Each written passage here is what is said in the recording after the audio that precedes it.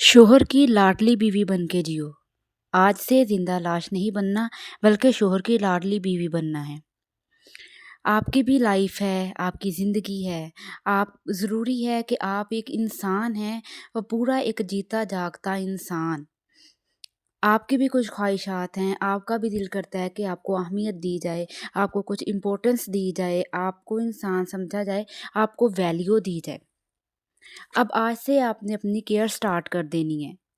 आपने लाडली बीवी बन के जीना है ताकि आपको भी लाइफ जीने का मज़ा आए, पता चले कि लाइफ में कुछ हो रहा है। ना कि बस एक काम वालियों की तरह बस पूरा दिन काम करते रहना और जब आपके हस्बैंड आए तो आप में से लहसुन की और प्याज की बू आ रही है, क्योंकि आप ज़ाहिर है जब सुबह पूरा दिन बस किचन में लगे रहना, खुद खुद को टाइम ही नहीं देना। फर्स्ट ऑफ ऑल आपने अपनी केयर स्टार्ट कर देनी है। तो उसमें सबसे पहले आता है कि आपने अपनी स्किन केयर, अपना अपना ड्रेसिंग सेंस वो जो है सेट करना है। आपने अपने शूज़ और अपना ड्रेसिंग, जो आपके इतने कपड़े आपने ले लेके रखे हुए हैं, आपके शूज़ वो आपने किस लिए रखे हैं, आप निकाल लें। डेली का एक ड्रेस निकाल लें, उसको अच्छे से वेयर करें। ठीक है, जब रात को आपने सोना है तो उस टाइम होता है कि ड्रेस वगैरह ख़राब होने का होता है कि इसके धागे ना निकल जाएँ, तब आप चेंज कर लें। लेकिन दिन में तो आप अच्छे से बन के रहें कि आप जब खुद को शीशे में देखें तो खुद को भी प्यारी लगें। आपको पता चले कि आप भी कोई इंसान है, एक प्यारी लड़की हैं, अल्लाह ने आपको इतना प्यारा बनाया है।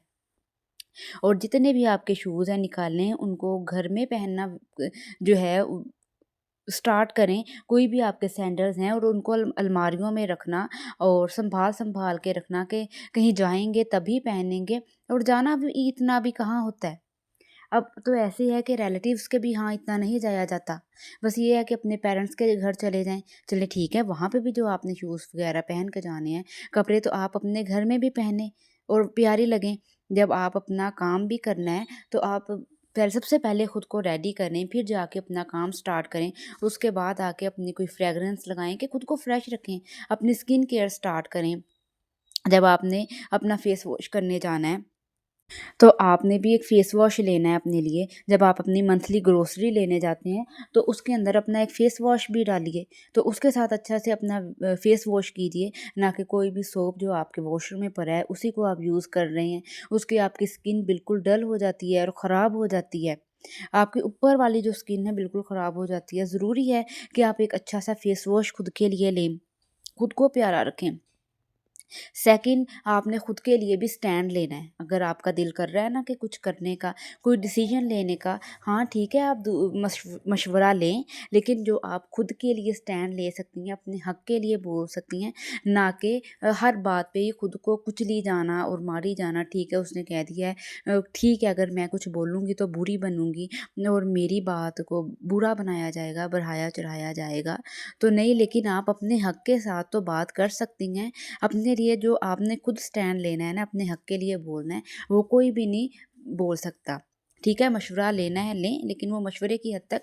लेकिन उसके बाद आपका डिसीजन, सॉरी, ठीक है, डिसीजन वही होना चाहिए, आपका स्टैंड लेना जो आपके अपने हक के लिए बेहतर है। नेक्स्ट, आपने किसी से भी कोई एक्सपेक्टेशंस नहीं रखनी। ठीक है, जब आप किसी से कोई एक्सपेक्टेशन रखती हैं ना, चाहे वो आपका हस्बैंड ही हो, तो उस टाइम आप हर्ट होती हैं। चलिए, हस्बैंड जो है आपके, वो भी एक इंसान है, वो भी आपकी जो एक्सपेक्टेशंस हैं उन पे पूरा नहीं उतर सकते। वो उनकी भी कोई एक्सपेक्टेशन होती होगी कि मेरी बीवी मेरे साथ लाड करे या मेरे लिए एक ये खाने बनाए और मुझे ये वर्ड्स बोले, लेकिन वो आप नहीं करती। ठीक है, इसी तरह आपके हस्बैंड भी आपके लिए सम टाइम नहीं करते। सो आपने एक्सपेक्टेशंस ही पहले ज़्यादा नहीं रखनी कि जो आप हर्ट हों उसके बाद आप चिड़चिड़ी हो जाएँ और आप ज़िद्दी हो जाएँ, और वो चिड़चिड़ा और ज़िद्दीपन में आके आप उनके साथ जो है वो अरियाँ लगाएँ, पंगे लगाएँ। ठीक है? ईज़ी रिलैक्स रहना है आपने। और आपने अपने हस्बैंड को किसी के साथ भी कंपैरिज़न नहीं आपने करना। आप जब कंपैरिज़न करती हैं ना, कहती हैं कि वो फ़लाँ तो अपनी बीवी को इतनी अच्छे से रखता है, उसको वैल्यू देता है, उसको घुमाने लेके जाता है। ठीक है, आपका हस्बैंड भी आपको वैल्यू देता होगा, लेकिन वो अपने बजट के हिसाब से। जब आप उनको ताने देना बंद कर देंगी ना, तो वो भी आपको वैल्यू देना स्टार्ट कर देगा। क्योंकि जब आपके हस्बैंड बाहर से थके हुए हारे आते हैं काम करके, बाहर काम करना ना ये बहुत मुश्किल है। जिस लेडी ने जॉब की होती है ना ये वही समझ सकती है, ठीक है? और तकरीबन 100 में से 30% लेडीज़ जो हैं वो जॉब वगैरह करती हैं, लेकिन जब शादी हो जाती है तो वो भी छोड़ देती हैं। मोस्टली हमारे पाकिस्तान में ऐसे ही होता है। तो जॉब करना, बाहर निकलना, काम करना, चाहे वो टीचिंग ही है, नौकरी करना बड़ा मुश्किल है। तो आपके हस्बैंड पूरा दिन के बाहर से थके हारे आते हैं और आके आप उनको कोई ताने वगैरह देने लग जाएँ, तो ज़ाहिर है फिर उनके दिल में आपके लिए खलश ही आती है ना, तो आपने ताने देना बंद कर देने हैं। आपने अपने हस्बैंड का किसी दूसरे बंदे से कंपैरिज़न ही नहीं करना, ठीक है? और कोई ताना नहीं देना।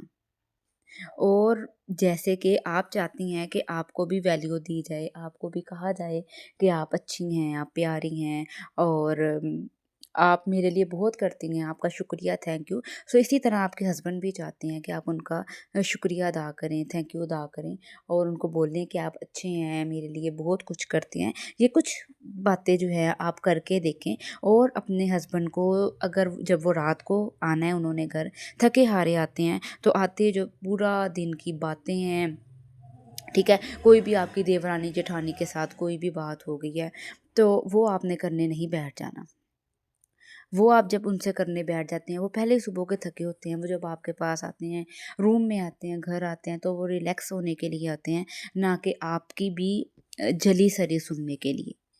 ठीक है, कोई भी बात होती है तो आप उसी बात को आपके घर में जब लोग रहते हैं ना, कहते हैं ना, जब बर्तन इकट्ठे होते हैं तो आपस में वो बजते ही हैं। तो कोई बात होती है ना तो आप उसका एक अच्छे तरीके से जो भी प्रॉपर जवाब बनता है, खुद दे दें, हस्बैंड तक ना ही लेके जाएँ। ठीक है? उनको उस टाइम रिलैक्स करने दें आप। ये बस कुछ बातें हैं कि अगर हमें टाइम पे समझ आ जाए तो हमारे लिए भी बहुत ईज़ी हो जाता है। और कुछ औरतें हैं कि वो खर्चे से, पैसों के लिए अपने हस्बैंड से बहुत झगड़ती हैं कि नहीं मुझे इतने पैसे चाहिए, ये चाहिए। अब ठीक है आपने पैसे लेने हैं तो आपको चाहिए, आपने उनसे ही लेने हैं, आपको ज़ाहिर है। तो वो आपके हस्बैंड है तो लेकिन लेने का भी एक तरीका है, ना कि उनको ताने दे के, ना कि उनको इरिटेट करके, तंग करके, ताने-मेने दे के, नहीं। आपने लेने का तरीका आप प्यार से ले लें और उनका बजट देखते हुए लें। आपको पता है कि वो कितना कमाता है और उसने घर के बिल, बिजली सारा कुछ देना, ग्रोसरी सब कुछ करना है, तो उसको देखते हुए आप अपना खर्चा लें।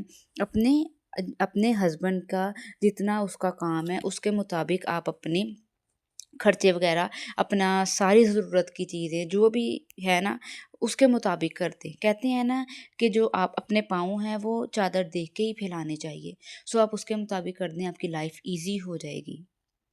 और सबसे ज़रूरी खुद को नमाज का 5 वक़्त पाबंद बना और फिर जब आप नमाज़ पढ़ें उसके बाद जो भी आपके दिल में बातें हैं, कोई परेशानी है, वो आप अल्लाह के सामने करें, अल्लाह से मांगें कि आपके घर में सुकून रहे, आपका शौहर भी आपको वैल्यू दे, तो इंशाल्लाह वो ज़रूर देगा, ठीक है?